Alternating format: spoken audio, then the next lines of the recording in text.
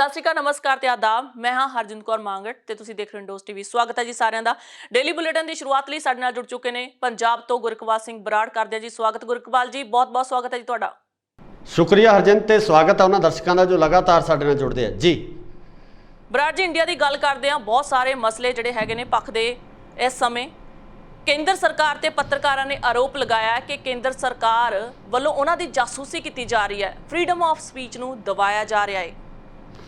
जी हरजिंद, बिल्कुल इस तरह दी जिहड़ियां खबरां लगातार टीवी चैनल्स नाल सामने आ रही, जिहदे विच ਭਾਰਤ ਦੇ ਨਾਮੀ ਪੱਤਰਕਾਰ ਆ ਉਹ ਭਾਰਤ ਸਰਕਾਰ ਦੇ ਉੱਪਰ ਆਰੋਪ ਲਾਉਂਦੇ ਨਜ਼ਰ ਆ ਰਹੇ ਨੇ। ਉਹਨਾਂ ਵੱਲੋਂ ਸਪਸ਼ਟ ਰੂਪ ਦੇ ਵਿੱਚ ਕਿਹਾ ਜਾ ਰਿਹਾ ਕਿ ਉਹਨਾਂ ਦੀ ਫੋਨ ਟੈਪਿੰਗ ਤੇ ਫੋਨ ਦੇ ਸਾਰੇ ਡਾਟੇ ਦੀ ਚੋਰੀ ਕੀਤੀ ਜਾ ਰਹੀ ਹੈ, ਭਾਵ ਕਿ ਜਾਸੂਸੀ ਕੀਤੀ ਜਾ ਰਹੀ ਹੈ। ਸੋ ਇਸ ਦੇ ਵਿੱਚ ਇਕੱਲੇ ਪੱਤਰਕਾਰ ਹੀ ਨਹੀਂ, ਸਗੋਂ ਵਿਰੋਧੀ ਧਿਰ ਦੇ ਕੁਝ ਆਗੂ ਤੇ ਨਾਲ ਹੀ ਨਾਲ ਸੁਪਰੀਮ ਕੋਰਟ ਦੇ ਜਿਹੜੇ ਜੱਜ ਆ ਉਹ ਵੀ ਮੌਜੂਦ ਨੇ। ਸੋ ਇਹ ਸਾਰੇ ਮਾਮਲੇ ਦੇ ਵਿੱਚ ਹੁਣ ਇੱਕ ਨਵਾਂ ਮੋੜ ਜਿਹੜਾ ਸਾਹਮਣੇ ਆਇਆ, ਜਿਹਦੇ ਵਿੱਚ ਵਿਰੋਧੀ ਧਿਰ ਦੇ ਆਗੂ ਨੇ ਪੀ ਚਿਦੰਬਰਮ, ਉਹਨਾਂ ਵੱਲੋਂ ਕਿਹਾ ਜਾ ਰਿਹਾ ਹੈ ਕਿ ਲੋਕ ਸਭਾ ਦੇ ਵਿੱਚ ਇਸ ਸੰਬੰਧੀ ਭਾਰਤ ਦੇ ਜਿਹੜੇ ਪ੍ਰਧਾਨ ਮੰਤਰੀ ਨੇ ਉਹਨਾਂ ਵੱਲੋਂ ਵੀ ਜਿਹੜਾ ਇੱਕ ਬਿਆਨ ਜਾਰੀ ਹੋਣਾ ਚਾਹੀਦਾ, ਉਹਨਾਂ ਨੂੰ ਦੱਸਣਾ ਚਾਹੀਦਾ ਕਿ ਇਸ ਮਸਲੇ ਦੇ ਉੱਪਰ ਕੀ ਕਾਰਵਾਈ ਕੀਤੀ ਜਾ ਰਹੀ ਹੈ ਜਾਂ ਕੀ ਹੋ ਰਿਹਾ। ਇੱਥੇ ਥੋੜਾ ਮੈਂ ਦੱਸਣਾ ਚਾਹੂੰਗਾ ਹਰਜਿੰਦ ਕਿ ਜਿਹੜੀ ਇਹ ਪੂਰੀ ਕਾਰਵਾਈ ਹੋਈ ਆ, ਜਾਸੂਸੀ ਦੀ ਜਿਹੜੀ ਗੱਲ ਚੱਲ ਰਹੀ ਹੈ, ਇਹਦੇ ਵਿੱਚ ਇਜ਼ਰਾਈਲ ਦੀ ਇੱਕ ਕੰਪਨੀ ਦਾ ਜੋ ਸੌਫਟਵੇਅਰ ਆ, ਜਿਹਨੂੰ ਸਪਾਈਵੇਅਰ ਕਿਹਾ ਜਾਂਦਾ ਹੈ,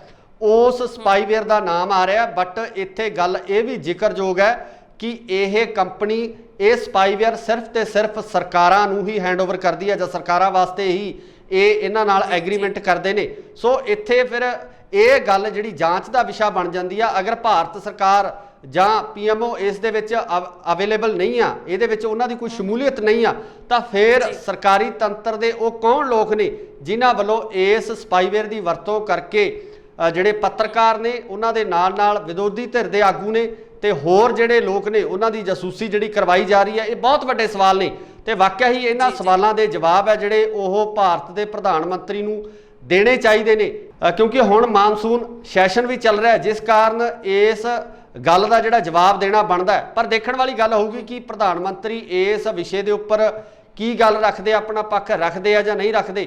ਇਹ ਕਾਰਵਾਈ ਆ ਜਿਹੜੀ ਆਉਣ ਵਾਲੇ ਸਮੇਂ ਦੇ ਵਿੱਚ ਪਤਾ ਲੱਗ ਸਕਦੀ ਹੈ। ਪਰ ਮਸਲਾ ਬਹੁਤ ਗੰਭੀਰ ਹੈ। ਹਰਜਿੰਦ, ਇੱਕ ਹੋਰ ਵੀ ਤੁਹਾਨੂੰ ਮੈਂ ਇੱਥੇ ਦੱਸਣਾ ਚਾਹੂੰਗਾ ਕਿ ਇਹ ਕੋਈ ਪਹਿਲੀ ਵਾਰ ਨਹੀਂ ਵਾਪਰਿਆ। ਪਹਿਲਾਂ ਵੀ ਇਸ ਤਰ੍ਹਾਂ ਦੀਆਂ ਕਾਰਵਾਈਆਂ ਜਾਂ ਇਸ ਤਰ੍ਹਾਂ ਦੇ ਇਲਜ਼ਾਮ ਆ ਜਿਹੜੇ ਸਰਕਾਰਾਂ ਦੇ ਉੱਪਰ ਲੱਗਦੇ ਰਹੇ ਆ, ਕਿਉਂਕਿ ਕਈ ਵਾਰ ਇਹ ਹੁੰਦਾ ਕਿ ਇੱਕ ਦੂਜੇ ਦੀ ਪਾਰਟੀ ਦੀ ਅੰਦਰਲੀ ਖਬਰ ਜਾਣਨ ਵਾਸਤੇ ਵੀ ਇਦਾਂ ਦੀਆਂ ਕਾਰਵਾਈਆਂ ਜਿਹੜੀਆਂ ਹੁੰਦੀਆਂ ਰਹਿੰਦੀਆਂ ਨੇ ਜੀ।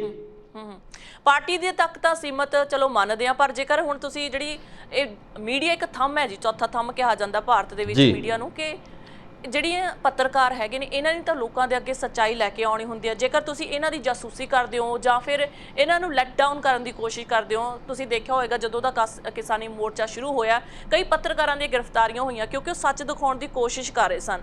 ਇਸ ਤੋਂ ਪਹਿਲਾਂ ਵੀ 2019 ਤੇ 20 ਦਾ ਜਿਹੜਾ ਅਰਸਾ ਰਿਹਾ ਸਫ਼ਰ, ਜਿਹੜਾ ਮੈਂ ਤੁਹਾਨੂੰ ਕਹਾਂਗੀ ਕੋਵਿਡ-19 ਕਰਕੇ ਲੋਕ ਘਰਾਂ ਵਿੱਚ ਸਨ, ਸ਼ਾਇਦ ਲੋਕਾਂ ਦਾ ਜ਼ਿਆਦਾ ਧਿਆਨ ਸਰਕਾਰਾਂ ਵੱਲ ਜਾਣ ਲੱਗ ਗਿਆ ਕਿਉਂਕਿ ਸਰਕਾਰ ਦੇ ਕੋਵਿਡ-19 ਕਰਕੇ ਨੌਕਰੀਆਂ ਚਲੇ ਗਈਆਂ ਕਈਆਂ ਦੀਆਂ, ਕਈ ਵਿਹਲੇ ਹੋ ਗਏ। ਇਸ ਕਰਕੇ ਜ਼ਿਆਦਾ ਜਿਹੜਾ ਧਿਆਨ ਸੀਗਾ ਲੋਕਾਂ ਦਾ ਫਿਰ ਸਰਕਾਰ ਵੱਲ ਜਾਣ ਲੱਗ ਗਿਆ ਕਿ ਸਰਕਾਰ ਸਾਡੇ ਲਈ ਕੀ ਕਰ ਰਹੀ ਹੈ। ਐਕਚੁਅਲੀ ਉਦੋਂ ਸਿਚੁਏਸ਼ਨ ਹੀ ਇਦਾਂ ਦੀ ਆ ਕਿ ਸਰਕਾਰ ਵੱਲ ਲੋਕੀ ਦੇਖਦੇ ਨੇ ਕਿ ਸਾਡੇ ਲਈ ਕੀ ਕਰਦੇ ਨੇ। ਸੋ ਕਿਤੇ ਨਾ ਕਿਤੇ ਇਹ ਗੱਲਾਂ ਬਹੁਤ ਸਾਰੀਆਂ ਇਹਨਾਂ ਨੂੰ ਆਪਾਂ ਜ਼ਿੰਮੇਵਾਰ ਮੰਨ ਸਕਦੇ ਆ ਕਿ ਸਰਕਾਰ ਚਾਹੁੰਦੀ ਹੈ ਕਿ ਲੋਕ ਆਪਣੀਆਂ ਗੱਲਾਂ ਦੇ ਵਿੱਚ ਉਲਝੇ ਰਹਿਣ। ਇਹ ਜਿਹੜੀ ਸਰਕਾਰੀ ਨੀਤੀਆਂ ਬਣਦੀਆਂ ਨੇ ਜਾਂ ਸਰਕਾਰ ਕਿਸਾਨਾਂ ਲਈ, ਨੌਜਵਾਨਾਂ ਲਈ, ਬਜ਼ੁਰਗਾਂ ਲਈ, ਜਿੰਨੇ ਵੀ ਆਪਣੇ ਸੈਕਟਰ ਹੈਗੇ ਨੇ ਭਾਰਤ ਦੇ ਵਿੱਚ, ਉਹਨਾਂ ਲਈ ਕੀ ਕਰ ਰਹੇ ਨੇ, ਇਹ ਸਾਰਾ ਅੱਖੋਂ ਪਰੋਖੇ ਧਿਆਨ ਕਰਨ ਲਈ ਇਸ ਕਰਕੇ ਇਹਨਾਂ ਦੀ ਇਹ ਚਾਲਾਂ ਨੇ। ਸੋ ਤੁਸੀਂ ਦੇਖਿਆ ਹੋਵੇਗਾ ਕਿ ਇਹ ਜਿਹੜੇ ਫੇਸਬੁੱਕ, ਟਵਿੱਟਰ ਜਾਂ ਫਿਰ ਇੰਸਟਾਗ੍ਰਾਮ ਅਕਾਊਂਟ ਹੈਗੇ ਨੇ, ਇਹਨਾਂ ਦੇ ਉੱਤੇ IT ਨੇਮ ਥੋਪ ਦਿੱਤੇ ਗਏ ਨੇ, ਜਿਨ੍ਹਾਂ ਕਰਕੇ ਸਾਰੇ ਮੀਡੀਆ ਵੱਲੋਂ ਕਿਹਾ ਜਾ ਰਿਹਾ ਕਿ ਫਰੀडम ਆਫ ਸਪੀਚ ਨੂੰ ਦਬਾਇਆ ਜਾ ਰਿਹਾ। ਕੇਸ ਵੀ ਕੀਤੇ ਗਏ ਨੇ। ਸੋ ਕਿਤੇ ਨਾ ਕਿਤੇ ਇਹ ਲੱਗਦਾ ਤੁਹਾਨੂੰ ਕਿ ਸਰਕਾਰਾਂ ਲੋਕਾਂ ਦੀ ਆਵਾਜ਼ ਨੂੰ ਬਿਲਕੁਲ ਦਬਾਉਣਾ ਚਾਹੁੰਦੀਆਂ ਨੇ ਕਿ ਭਾਰਤ ਦੇ ਵਿੱਚ ਜੇਕਰ ਕੋਈ ਸੱਚੀ ਗੱਲ ਕਹਿਣਾ ਚਾਹੁੰਦਾ ਤਾਂ ਉਹਦਾ ਪਹਿਲਾਂ ਹੀ ਗਲਾ ਘੁੱਟ ਦਿਓ।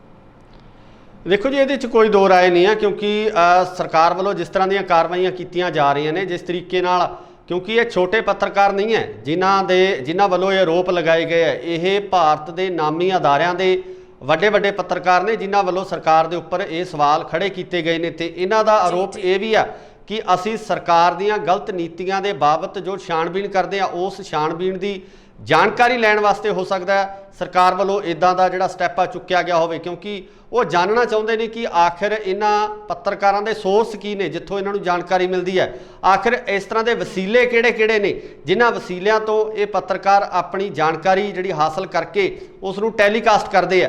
ਸੋ ਇਹਨਾਂ ਸੋਰਸਸ ਦੀ ਜਾਣਕਾਰੀ ਵਾਸਤੇ ਇਦਾਂ ਦੇ ਸਪਾਈਵੇਅਰ ਦੀ ਵਰਤੋਂ ਕਰਕੇ ਇਹ ਡਾਟਾ ਇਕੱਤਰ ਕਰਨ ਦੀ ਕੋਸ਼ਿਸ਼ ਕੀਤੀ ਗਈ ਹੋ ਸਕਦੀ ਹੈ। ਸੋ ਬਿਲਕੁਲ ਜਿਸ ਤਰ੍ਹਾਂ ਤੁਸੀਂ ਕਿਹਾ ਕਿ ਅਗਰ ਕੋਈ ਸਰਕਾਰ ਦੇ ਖਿਲਾਫ ਜਾਂ ਸਰਕਾਰ ਦੀ ਨੀਤੀ ਦੇ ਖਿਲਾਫ ਕੋਈ ਗੱਲ ਕਹਿੰਦਾ ਜਾਂ ਗੱਲ ਬੋਲਦਾ ਤਾਂ ਉਸ ਦੀ ਆਵਾਜ਼ ਨੂੰ ਦੱਬਣ ਦੀ ਕੋਸ਼ਿਸ਼ ਜ਼ਰੂਰ ਹੈ, ਕਿਉਂਕਿ ਇਸ ਸੰਬੰਧੀ ਪੂਰੇ ਭਾਰਤ ਦੇ ਵਿੱਚ ਇੱਕ ਲਹਿਰ ਹੈ ਜਿਹੜੀ ਉਹ ਹੁਣ ਸ਼ੁਰੂ ਹੋ ਗਈ ਹੈ ਤੇ ਵਿਰੋਧੀ ਧਿਰ ਵੀ ਲਗਾਤਾਰ ਇਸ ਦਾ ਸਮਰਥਨ ਕਰਦੀ ਨਜ਼ਰ ਆ ਰਹੀ ਹੈ। ਜੀ ਗੱਲ ਕਰਦੇ ਹਾਂ ਜੀ ਕਿਸਾਨਾਂ ਨਾਲ ਜੁੜੀ ਹੋਈ।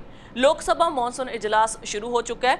ਬਿਜਲੀ ਸੋਧ ਬਿੱਲ ਦੀ ਜਿਹੜੀ ਹੈਗੀ ਗੱਲ ਕੀਤੀ ਜਾ ਰਹੀ ਹੈ ਕਿ ਬਿਜਲੀ ਸੋਧ ਬਿੱਲ ਨੂੰ ਪਾਸ ਕਰਵਾਇਆ ਜਾਵੇਗਾ। ਹਾਂ ਬਿਲਕੁਲ ਹਰਜਿੰਦਰ, ਇਸ ਸੰਬੰਧੀ ਜਿਹੜੀਆਂ ਲਗਾਤਾਰ ਖਬਰਾਂ ਨਿਕਲ ਕੇ ਸਾਹਮਣੇ ਆ ਰਹੀਆਂ ਕਿ ਇਸ ਵਾਰ ਜਿਹੜਾ ਸੰਸਦ ਦੇ ਵਿੱਚ ਜਿਹੜਾ ਇਸ ਬਿੱਲ ਨੂੰ ਪਾਸ ਕਰਾਉਣ ਦੇ ਪੂਰੇ ਚਾਂਸਸ ਨੇ, ਪਰ ਜਿਸ ਤਰੀਕੇ ਨਾਲ ਕਿਸਾਨਾਂ ਵੱਲੋਂ ਲਗਾਤਾਰ ਵਿਰੋਧ ਕੀਤਾ ਜਾ ਰਿਹਾ, ਇੱਕ ਆਪਣੀ ਸੰਸਦ ਜਿਹੜੀ ਜੰਤਰ ਮੰਤਰ ਦੇ ਉੱਪਰ ਲਗਾਈ ਜਾ ਰਹੀ ਹੈ, ਉਸ ਸੰਸਦ ਦੇ ਵਿੱਚ ਜਿਹੜੀ ਲੋਕਾਂ ਦੀ ਸੰਸਦ ਉਹਨੂੰ ਕਿਹਾ ਜਾ ਰਿਹਾ, ਆਮ ਕਿਸਾਨਾਂ ਦੀ ਸੰਸਦ ਉਹਨੂੰ ਕਿਹਾ ਜਾ ਰਿਹਾ, ਉਹਦੇ ਵਿੱਚ ਵੀ ਇਹਨਾਂ ਵਿਸ਼ਿਆਂ ਦੇ ਉੱਪਰ ਜਿਹੜੀ ਗੱਲਬਾਤ ਵਿਚਾਰ ਚਰਚਾ ਜਿਹੜੀ ਕੀਤੀ ਜਾ ਰਹੀ ਆ। ਸੋ ਹੁਣ ਸਰਕਾਰ ਵੱਲੋਂ ਇਸ ਤਰ੍ਹਾਂ ਦੀਆਂ ਜਿਹੜੀਆਂ ਖਬਰਾਂ ਨਿਕਲ ਕੇ ਸਾਹਮਣੇ ਆ ਰਹੀਆਂ ਕਿ ਇਸ ਵਾਰ ਬਿਜਲੀ ਸੋਧ ਬਿੱਲ ਨੂੰ ਜਿਹੜਾ ਪਾਸ ਕਰਵਾਇਆ ਜਾ ਸਕਦਾ ਹੈ ਤੇ ਇਹ ਦੇਖਣ ਵਾਲੀ ਗੱਲ ਹੋਊਗੀ ਕਿ ਕਿਸ ਤਰੀਕੇ ਨਾਲ ਇਸ ਬਿੱਲ ਨੂੰ ਲਿਆਂਦਾ ਜਾਂਦਾ, ਇਹਦੇ ਵਿੱਚ ਕੀ ਕੀ ਚੀਜ਼ਾਂ ਹੁੰਦੀਆਂ। ਜਿਸ ਤਰੀਕੇ ਦੀ ਸ਼ੁਰੂਆਤੀ ਜਾਣਕਾਰੀ ਜਿਹੜੀ ਨਿਕਲ ਕੇ ਸਾਹਮਣੇ ਆਈ ਹੈ ਕਿ ਜਿਹੜੀਆਂ ਵੱਖ-ਵੱਖ ਕੰਪਨੀਆਂ ਨੂੰ ਇਸ ਦੇ ਜਿਹੜੇ ਕੰਟਰੈਕਟ ਦਿੱਤੇ ਜਾਣਗੇ, ਜਿਸ ਤਰੀਕੇ ਨਾਲ ਅਸੀਂ ਮੋਬਾਈਲ ਸੇਵਾ ਮੋਬਾਈਲ ਸਿਮ ਦੀ ਵਰਤੋਂ ਕਰਦੇ ਹਾਂ, ਇਸੇ ਤਰੀਕੇ ਨਾਲ ਹੀ ਬਿਜਲੀ ਹੈ ਜਿਹੜੀ ਉਸ ਦੇ ਲਈ ਸਾਨੂੰ ਪਹਿਲਾਂ ਭੁਗਤਾਨ ਕਰਨਾ ਪਏਗਾ ਤੇ ਅਸੀਂ ਆਪਣੇ ਆਧਾਰ ਦੇ ਉੱਪਰ ਹੀ ਕੋਈ ਵੀ ਕੰਪਨੀ ਆ ਉਹ ਚੂਜ਼ ਕਰ ਸਕਦੇ ਹਾਂ। Pick and choose the option ਜਿਹੜੀ ਕਸਟਮਰ ਕੋਲੇ ਹੋਏਗੀ। ਸਰਕਾਰ ਵੱਲੋਂ ਲਗਾਤਾਰ ਇਹਦੇ ਸੰਬੰਧੀ ਵਿੱਚ ਕਿਹਾ ਜਾ ਰਿਹਾ ਕਿ ਇਹ ਆਮ ਲੋਕਾਂ ਵਾਸਤੇ ਜਿਹੜਾ ਬਿੱਲ ਹੈ ਉਹ ਫਾਇਦੇਮੰਦ ਹੋਵੇਗਾ, ਪਰ ਕਿਸਾਨਾਂ ਵੱਲੋਂ ਇਸ ਬਿੱਲ ਦਾ ਲਗਾਤਾਰ ਵਿਰੋਧ ਕੀਤਾ ਜਾ ਰਿਹਾ। ਉਹਨਾਂ ਵੱਲੋਂ ਕਿਹਾ ਜਾ ਰਿਹਾ ਕਿ ਇਹ ਬਿੱਲ ਕਿਸਾਨਾਂ ਦੀ ਜੋ ਸਬਸਿਡੀ ਮਿਲਦੀ ਹੈ ਉਹਨਾਂ ਨੂੰ, ਉਸ ਸਬਸਿਡੀ ਦੇ ਉੱਪਰ ਵੱਡਾ ਡਾਕਾ ਜਿਹੜਾ ਸਾਬਤ ਹੋ ਸਕਦਾ ਹੈ ਕਿ ਆਉਣ ਵਾਲੇ ਸਮੇਂ ਦੇ ਵਿੱਚ ਜਿਹੜੀਆਂ ਪ੍ਰਾਈਵੇਟ ਕੰਪਨੀਆਂ ਨੇ ਉਹ ਕਿਸੇ ਤਰ੍ਹਾਂ ਦੀ ਸਬਸਿਡੀ ਹੈ ਜਿਹੜੀ ਇਹਨਾਂ ਕਿਸਾਨਾਂ ਨੂੰ ਨਾ ਦੇਣ। ਇਸ ਤਰ੍ਹਾਂ ਦੀ ਗੱਲ ਹੈ ਜਿਹੜੀ ਉਹਨਾਂ ਵੱਲੋਂ ਕਹੀ ਜਾ ਰਹੀ ਹੈ, ਜਿਸ ਕਾਰਨ ਲਗਾਤਾਰ ਇਸ ਬਿੱਲ ਦਾ ਜਿਹੜਾ ਵਿਰੋਧ ਹੋ ਰਿਹਾ। ਤੇ ਮੈਂ ਇੱਥੇ ਇਹ ਵੀ ਜ਼ਿਕਰ ਕਰਨਾ ਚਾਹਾਂਗਾ ਕਿ ਜਦੋਂ ਪਿਛਲੀਆਂ ਮੀਟਿੰਗਾਂ ਸਰਕਾਰ ਨਾਲ ਇਹਨਾਂ ਕਿਸਾਨ ਆਗੂਆਂ ਦੇ ਸੰਯੁਕਤ ਕਿਸਾਨ ਮੋਰਚੇ ਦੀਆਂ ਹੋਈਆਂ ਸੀ ਤਾਂ ਉਸ ਸਮੇਂ ਇਸ ਗੱਲ ਦੀ ਸਹਿਮਤੀ ਵੀ ਪ੍ਰਗਟਾਈ ਗਈ ਸੀ ਕਿ ਇਸ ਬਿੱਲ ਨੂੰ ਜਿਹੜਾ ਪੇਸ਼ ਆ ਉਹ ਨਹੀਂ ਕੀਤਾ ਜਾਵੇਗਾ। ਪਰ ਹੁਣ ਇਸ ਤਰ੍ਹਾਂ ਦੀਆਂ ਦੁਬਾਰਾ ਖਬਰਾਂ ਨਿਕਲ ਕੇ ਸਾਹਮਣੇ ਆ ਰਹੀਆਂ ਨੇ ਕਿ ਇਹ ਬਿੱਲ ਜਲਦੀ ਹੀ ਪੇਸ਼ ਕੀਤਾ ਜਾਵੇਗਾ ਤੇ ਇਹਦੇ ਉੱਪਰ ਚਰਚਾ ਕਰਵਾਈ ਜਾ ਸਕਦੀ ਹੈ। ਦੇਖਣ ਵਾਲੀ ਗੱਲ ਹੋਏਗੀ ਕਿ ਕਿਸਾਨ ਇਸ ਦਾ ਜਿਹੜਾ ਰਿਐਕਸ਼ਨ ਆ ਉਹ ਕੀ ਲੈਂਦੇ ਨੇ। ਜੀ ਗੱਲ ਕਿਸਾਨ ਦੀ ਹੋ ਰਹੀ ਹੈ ਤੇ ਕਿਸਾਨੀ ਸੰਘਰਸ਼ ਦੀ ਹੋ ਰਹੀ ਹੈ। ਰੁਲਦੂ ਸਿੰਘ ਮਾਨਸਾ ਨੂੰ ਸੰਯੁਕਤ ਕਿਸਾਨ ਮੋਰਚੇ ਚੋਂ 15 ਦਿਨਾਂ ਲਈ ਮੁਅੱਤਲ ਕੀਤਾ ਗਿਆ। ਇਸ ਤੋਂ ਪਹਿਲਾਂ ਗੁਰਨਾਮ ਸਿੰਘ ਚੜੂਨੀ ਨੂੰ ਵੀ ਕੀਤਾ ਗਿਆ ਸੀ ਕਿਉਂਕਿ ਉਹਨਾਂ ਨੇ ਇੱਕ ਪੇਸ਼ਕਸ਼ ਕੀਤੀ ਸੀ ਕਿ ਕਿਸਾਨਾਂ ਦੀ ਪਾਰਟੀ ਹੋਣੀ ਚਾਹੀਦੀ ਹੈ। ਹੁਣ ਰੁਲਦੂ ਸਿੰਘ ਮਾਨਸਾ ਦੇ ਮੁਅੱਤਲ ਕਰਨ ਦੇ ਪਿੱਛੇ ਕੀ ਕਾਰਨ ਨੇ? ਬਿਲਕੁਲ ਹਰਜਿੰਦਰ, ਜਿਸ ਤਰੀਕੇ ਨਾਲ ਇੱਕ ਸੰਵਿਧਾਨਕ ਢਾਂਚੇ ਦੇ ਰੂਪ ਦੇ ਵਿੱਚ ਜਿਹੜਾ ਸੰਯੁਕਤ ਕਿਸਾਨ ਮੋਰਚਾ ਆਪਣੀਆਂ ਕਾਰਵਾਈਆਂ ਕਰਦਾ ਤੇ ਇਸੇ ਸੰਵਿਧਾਨ ਦੇ ਤਹਿਤ ਹੀ ਜਿਹੜੇ ਕਈ ਆਗੂਆਂ ਨੂੰ, ਇਕੱਲੇ ਇਹਨਾਂ ਦੋ ਆਗੂ ਹੀ ਨਹੀਂ ਸਗੋਂ ਹੋਰ ਵੀ ਬਹੁਤ ਸਾਰੇ ਆਗੂਆਂ ਨੂੰ ਜਿਹੜਾ ਵੱਖ-ਵੱਖ ਸਮਿਆਂ ਦੇ ਉੱਪਰ ਸਸਪੈਂਡ ਕੀਤਾ ਜਾ ਚੁੱਕਿਆ। ਇਹ ਕੋਈ ਨਵੀਂ ਗੱਲ ਨਹੀਂ ਹੈ, ਪਰ ਇਸ ਨੂੰ ਆਪਾਂ ਸਜ਼ਾ ਹੀ ਕਹਿ ਸਕਦੇ ਕਿ ਅਗਰ ਕੋਈ ਆਗੂ ਆਪਣੇ ਆਪੇ ਤੋਂ ਬਾਹਰ ਹੋ ਕੇ ਕੋਈ ਬਿਆਨ ਜਾਰੀ ਕਰਦਾ ਜਿਸ ਦਾ ਸੰਯੁਕਤ ਮੋਰਚੇ ਨਾਲ ਕਿਸੇ ਤਰ੍ਹਾਂ ਦੀ ਕੋਈ ਸਹਿਮਤੀ ਜਾਂ ਉਹਨਾਂ ਨਾਲ ਚਰਚਾ ਜਿਹੜੀ ਨਹੀਂ ਕੀਤੀ ਜਾਂਦੀ, ਤਾਂ ਆਪ ਹੁਦਰੇ ਬਿਆਨ ਨੂੰ ਲੈ ਕੇ ਕਿਤੇ ਨਾ ਕਿਤੇ ਇਸ ਤਰ੍ਹਾਂ ਦੀਆਂ ਕਾਰਵਾਈਆਂ ਸੰਯੁਕਤ ਮੋਰਚੇ ਵੱਲੋਂ ਪਹਿਲਾਂ ਵੀ ਕੀਤੀਆਂ ਗਈਆਂ ਨੇ ਤੇ ਹੁਣ ਵੀ ਜਿਹੜਾ ਇਸੇ ਤਰ੍ਹਾਂ ਦੀ ਹੀ ਕਾਰਵਾਈ ਜਿਹੜੀ ਰੁਲਦੂ ਸਿੰਘ ਮਾਨਸਾ ਦੇ ਉੱਪਰ ਕੀਤੀ ਗਈ ਆ। ਕਿਉਂਕਿ ਪਿਛਲੇ ਦਿਨੀ ਸੋਸ਼ਲ ਮੀਡੀਆ ਦੇ ਉੱਪਰ ਰੁਲਦੂ ਸਿੰਘ ਦਾ ਇੱਕ ਬਿਆਨ ਬੜਾ ਜਿਹੜਾ ਵਾਇਰਲ ਹੋਇਆ, ਜਿਸ ਦੇ ਵਿੱਚ ਉਹਨਾਂ ਵੱਲੋਂ ਜਿਹੜੀ ਸ਼ਬਦਾਵਲੀ ਵਰਤੀ ਗਈ ਸੀ, ਉਸ ਸ਼ਬਦਾਵਲੀ ਦੇ ਵਿੱਚ ਸੰਤ ਜਰਨੈਲ ਸਿੰਘ ਭਿੰਡਰਾਂ ਵਾਲਿਆਂ ਨੂੰ ਲੈ ਕੇ ਜਿਹੜੀ ਗੱਲ ਕਹੀ ਜਾ ਰਹੀ ਸੀ ਕਿ ਉਹਨਾਂ ਵੱਲੋਂ ਉਹਨਾਂ ਦੇ ਖਿਲਾਫ ਜਿਹੜੀ ਉਹ ਸ਼ਬਦਾਵਲੀ ਵਰਤੀ ਗਈ ਆ,